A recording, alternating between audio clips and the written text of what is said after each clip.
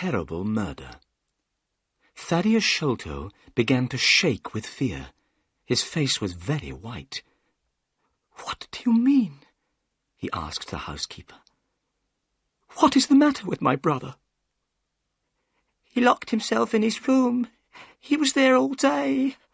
When I knocked on the door, he would not answer me," she said. "I knew that something must be wrong. A short time ago, I went upstairs.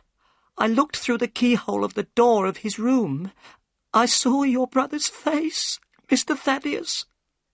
It looks terrible.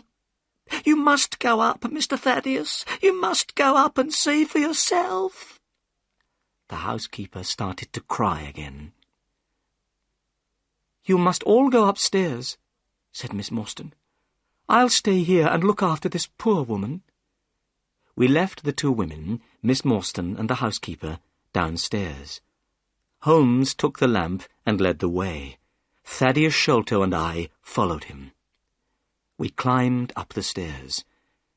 There was a passage at the top of the stairs. At the end of the passage was a door. Thaddeus Sholto pointed to this door. "That's the door of my brother's room," he whispered. We hurried forwards. Holmes turned the handle, but the door was locked. Then he bent down and looked through the keyhole. He stood up again, quickly. "My God!" he cried. "It's the work of the devil." I bent down and put my eye to the keyhole. I felt very sick and afraid. The bright moonlight was shining into the room. I could clearly see a face. This face was looking straight at me. It did not move. There was a horrible smile on the face. "This is terrible," I said to Holmes. "What shall we do?" "We must break down the door," he replied. We threw ourselves at the door, and it broke with a sudden crack. We were inside Bartholomew Sholto's room. Bartholomew Sholto was dead.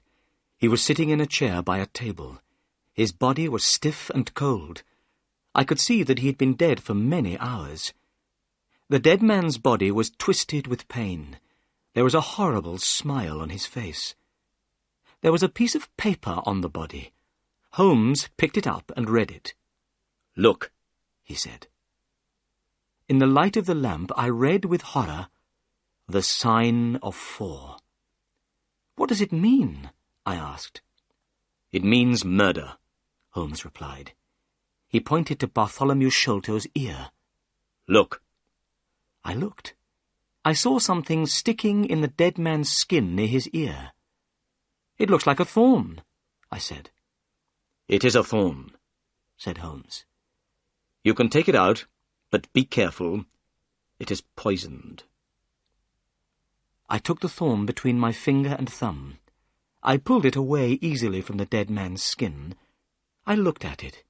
It was hard and sharp. I saw that it had poison on it. "So, this is how Bartholomew Sholto died," I said. "What a terrible death! But who killed him, and why?" We had forgotten about Thaddeus Sholto. He was still standing in the doorway. Suddenly he gave a cry. "The treasure has gone," he said. "They've stolen the treasure. Look! Do you see that hole in the ceiling? We lowered the treasure down through that hole last night.